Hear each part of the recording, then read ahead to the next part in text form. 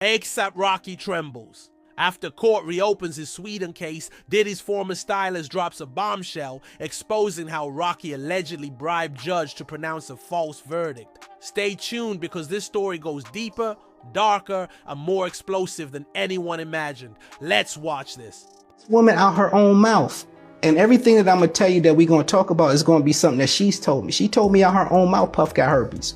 Oh, shit. She told, there's a message in my phone right now about how Puff was walking into meetings, hold an ice cold soda on his face, and everybody, like, she told me that he had herpes.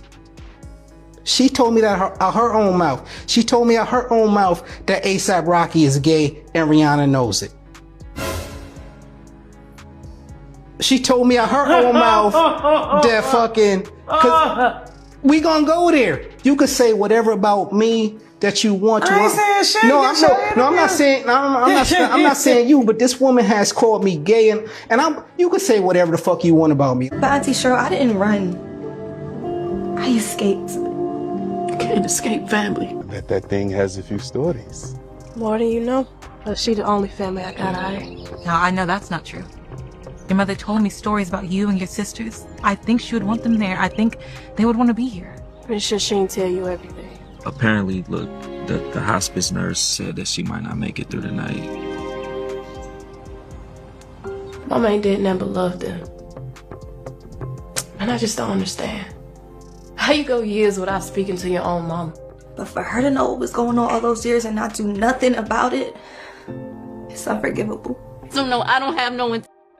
The story has cracked wide open as Diddy's own former stylist steps from the shadows with a claim that could rewrite everything we thought we knew.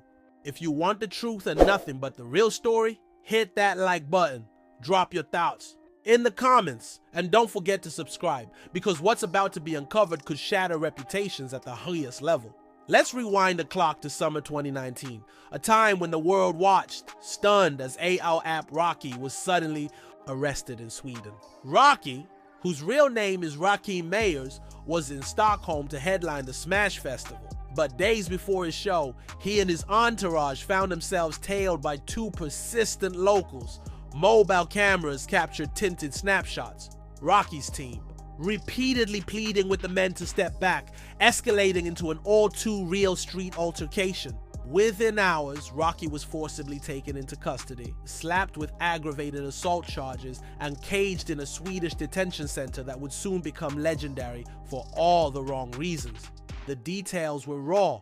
Videos fueled a worldwide frenzy as fans, public figures, and politicians lined up on every side. From Kim Kardashian and Jay-Z rallying for Rocky's release to President Trump leaping into the spectacle with public tweets and calls to the Swedish Prime Minister, the air was charged with global suspense. But beneath the viral clips, a darker set of questions bubbled. Some said this was just celebrity bad luck, a case of being in the wrong place at the wrong time.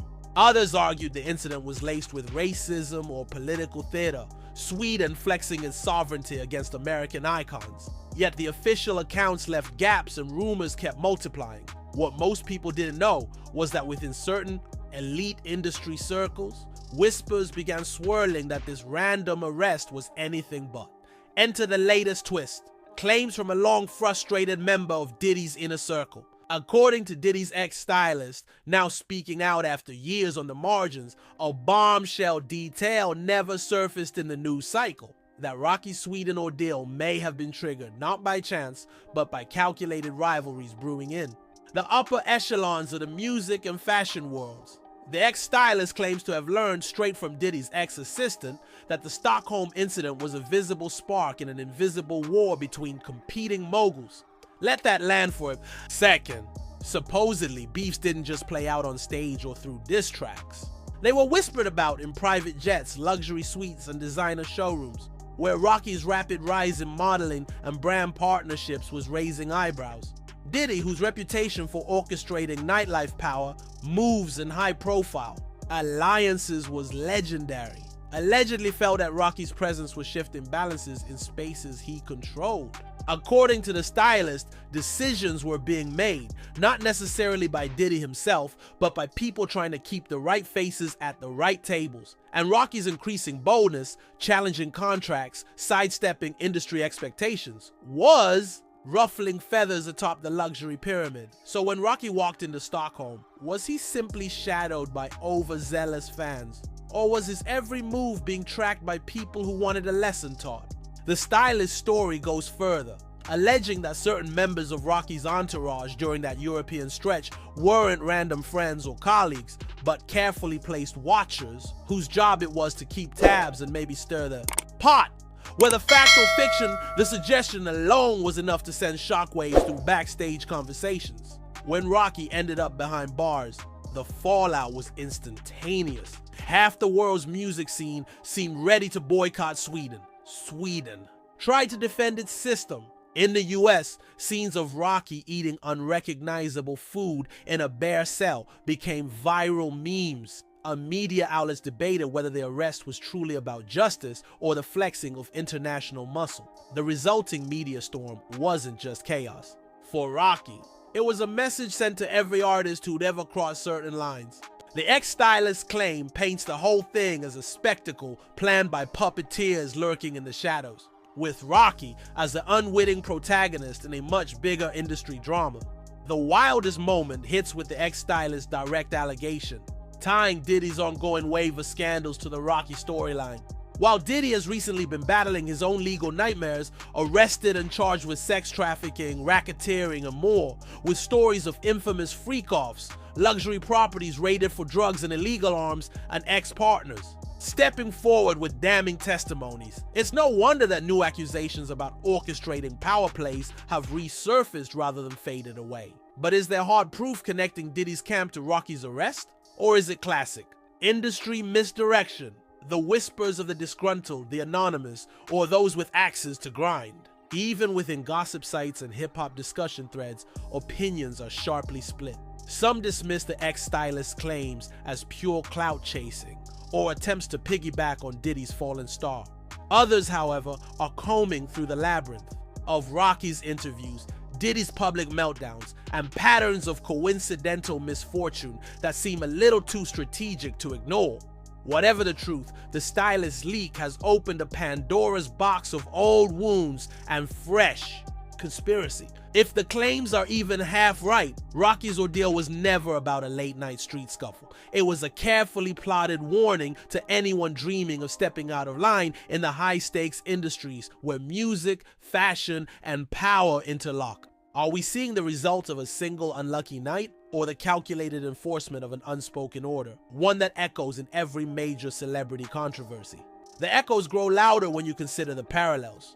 Tupac's warnings about sabotage, Kanye's on-stage outbursts about industry handlers, a string of artists speaking up about restrictive contracts and loyalty tests that seem to haunt those who try to play by their own rules. It's up to the court of public opinion now, because officially Rocky's charges were resolved with a suspended sentence, no jail time, and a determined return to the world stage.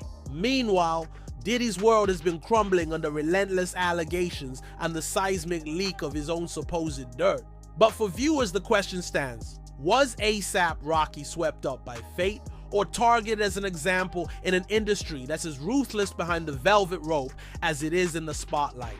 What side do you believe? The mainstream headlines, or the underworld of stylists and assistants with stories no one wants on the record? Let the debate begin in the comments.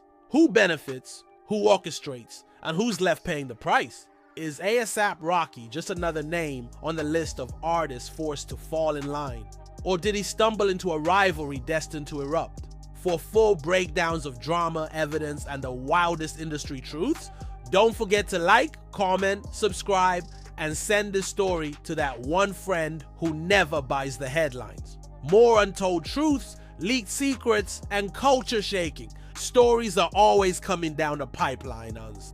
After the drama of that night in Stockholm, A$AP Rocky didn't just walk away unscathed. The fallout stretched far beyond headlines and social media outrage. It became a full legal saga that gripped not only hip-hop fans, but also the international news cycle. Rocky and two members of his entourage, Vladimir Corniel and David Rispers, were arrested on July 3, 2019, suspected of aggravated assault.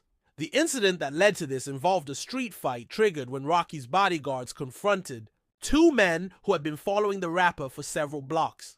Rocky himself posted raw, unfiltered videos on Instagram showing the men shadowing his crew, even catching moments where tension slowly boiled over despite Rocky's repeated calls for peace. The fight escalated when one of the men allegedly harassed a woman in Rocky's group, setting off an explosion of violence.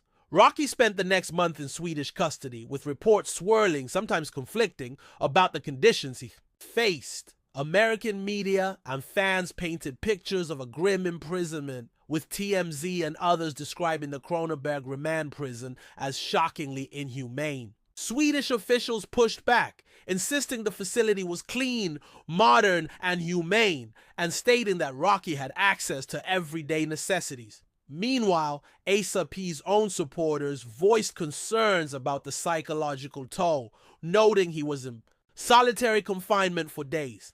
During this tense period, the rapper was forced to cancel shows across Europe, including major festivals, disrupting what should have been a peak moment in his career. Judicial proceedings commenced, and as the Shia trial unfolded in early August, the courtroom was flooded with intense media attention. The prosecution presented video footage alleging that Rocky and his entourage, far from defending themselves, had assaulted a young man named Mustafa Jafari. They contended Rocky threw Jafari to the ground and that he and his team continued the attack, even using a glass bottle during the confrontation. Rocky's defense argued it was self-defense, pointing to the men's harassment and drug-influenced behavior. The rapper's calm testimony painted a picture of measured resistance, insisting they tried to walk away before things turned violent. On August 14th, after weeks of speculation and uncertainty, the Stockholm District Court ruled Rocky guilty of assault but handed down a suspended sentence. This meant Rocky would not serve additional jail time beyond the month he had already spent in custody, but would remain on probation for 2 years. The court ordered that the victim receive damages for the assault and legal fees totaling thousands of dollars.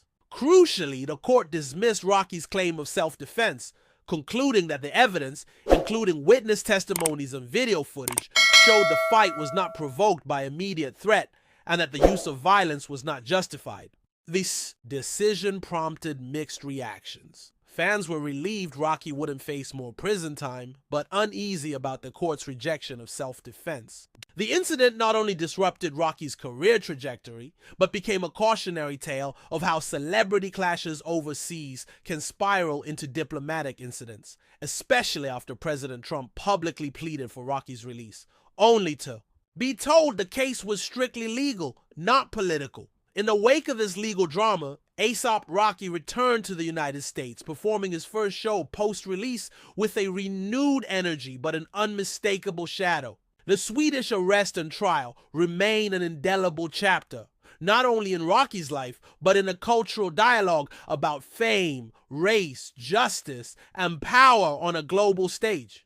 This legal aftermath sets the stage for why the recent leaks from Diddy's former stylist about unseen industry machinations hit so hard. Knowing the stakes Rocky faced, the international pressure, the courtroom battles, and the personal toll throws new light on the question of what really happened in Stockholm and raises the stakes on those whispered claims of behind-the-scenes plotting we explored earlier.